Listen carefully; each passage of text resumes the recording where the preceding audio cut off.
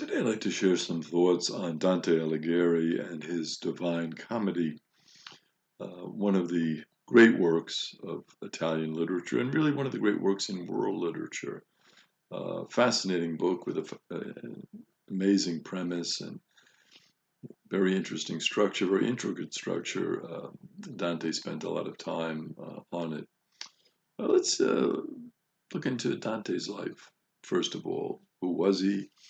What type of person? What were his times like? And how was that reflected in his work? Dante was baptized Durante di Alighiero degli Alighieri. He was born around 1265 in Florence and died on September 14th, 1321 in Ravenna.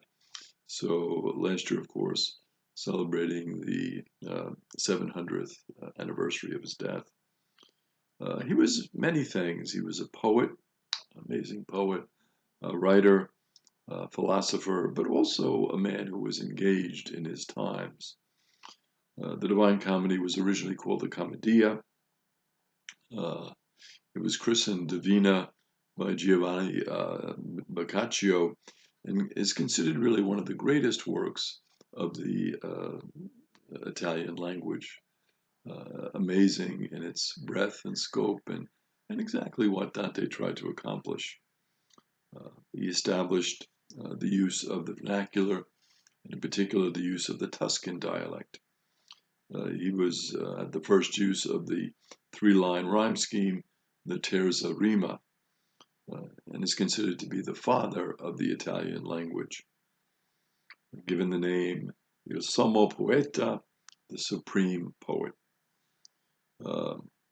The Tre Corone, the three crowns of Italian literature, many people feel would be Dante, Petrarch, and Boccaccio. Born in Florence, most probably between 11 May and 11 June in 1265. We don't know the exact date. And he claimed that his family descended from the ancient Romans. Dante's father, Alighiero del Benegione, was a white Guelph. He suffered no reprisals after the Ghibellines won the Battle of Monteperti in the middle of the 13th century. Some suggest that he was of such low standing that he wasn't worth exiling. So certain people, it's good sometimes to be in that position. People just kind of consider them, well, not really worth it. Don't bother to exile him. He's just really not going to be a threat to any of us. So that sometimes is a very good thing when it happens to us, right? Dante's family was loyal to the Guelphs. This political alliance supported the papacy. The Ghibellines were backed by the Holy Roman Emperor. So you have this tension between those that were loyal to the Pope and those who followed more in the north of the Holy Roman Emperor. And Italy is sort of squeezed here in terms of battles back and forth, who's going to control what turf. Dante's mom was Bella, probably a member of the Abati family. She died, unfortunately, when Dante was not yet 10, so difficult upbringing, difficult childhood. His father married again to Lapa di Cerisimo Cialuffi, and they had two children, Francesco and Tana. He first met Beatrice Portinari, who really features very prominently in the comedy, as we're going to see. He first met her when he was only 9 years old. She was 8, and he claimed to have fallen in love with her at first sight. So there he was, only 9 years old, but when he saw her, that was it. He just fell in love with her. When he was 12, he was promised in marriage to Gemma di Manetto Donati, contracting marriages for children at such an early age was quite common, and it involved a formal ceremony, and contracts would be signed before a notary. So that was generally the way it was done in those days. The system, it wasn't as much romantic love as trying to make these types of arrangements. Families would make the arrangements, and you would get married. He saw Beatrice frequently after he turned 18, but interestingly, he never really knew her that well. He would run into her occasionally, had this tremendous love for her, but never really spoke that much about it with her or engaged that much with her himself. He wrote sonnets to Beatrice, but not to Gemma. He had three children with Gemma: Pietro, Jacopo, and Antonio. So he has this love for Beatrice, but Gemma was his wife. This kind of struggle, I guess we'd say, with Dante, right? I love Beatrice, but Gemma, because of the arranged marriage, and he wanted to be certainly faithful to that. Dante fought with the Guelph cavalry at the Battle of Campaldino on June 11th, 1289, and Beatrice died in 1290, a year later. He studied Latin literature, Boethius, Cicero, Virgil, Ovid, studied philosophy and religion, influenced very much by the Franciscans and the Dominicans, so principally by St. Bonaventure for the Franciscans, and of course St. Thomas Aquinas for the Dominicans. So he had this great thirst for learning. He always wanted to learn more, to know more, and that was the passion of his life, really to study, to write, to express himself. He also held various political offices in Florence. So he got involved in practical ways. It wasn't just theory and writing. He wanted to really serve his town and to build it up, make his own contributions to it.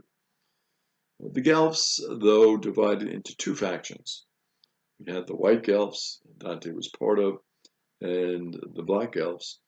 The Black Guelphs supported the Pope. Dante went to Rome. He tried to negotiate with the Pope at that time, Boniface VIII. Charles of Blois, the brother of King Philip IV of France, entered Florence with the Black Guelphs on November 1st, 1301, and over the next 6 days destroyed most of the city and killed most of their enemies. And a Black Guelph government was installed. So you can see from that, Dante, unfortunately, was on the wrong side of that equation.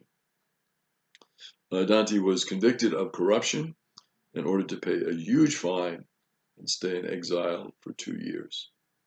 Was he really guilty of corruption? Yeah, he was more guilty of being on the wrong side, and the Black Elves, of course, taking advantage of that and trying to put their opponents in a bad situation, either in exile, jail, fining, some, of course, killing, unfortunately.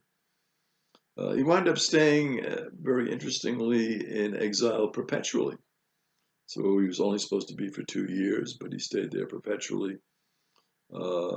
If he came back to Florence without paying the fine, he could have been burned at the stake. So that's a really good reason for staying away. You know, even though he loved Florence and he was dedicated to it and he had served it politically, it really just did not, unfortunately, work out for him because he was on the wrong side of the battle between the White Guelphs and the Black Guelphs.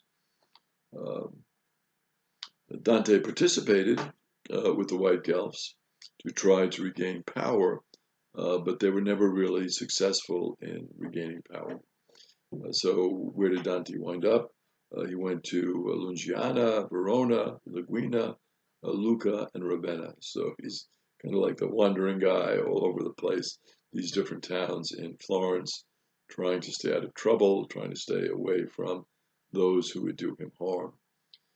He died on September 14th, 1321. He was about 56 years old. He died of quart and malaria, which he had contracted while returning from a diplomatic mission to the Republic of Venice. Florence regretted that they had done what they had done to Dante, and because he became so famous, because of the Divine Comedy and his other writings. So they built a tomb for him in the Basilica of Santa Croce. it has remained empty, so his body never came back there. So if you visit, you'll see the tomb, but Dante is not there. Really, when you look back, a remarkable life, a man who was engaged, a man who loved his town where he grew up, loved his city of Florence, but unfortunately, because of the conflict of the times, had to wind up for the vast majority of his life away from Florence and in exile.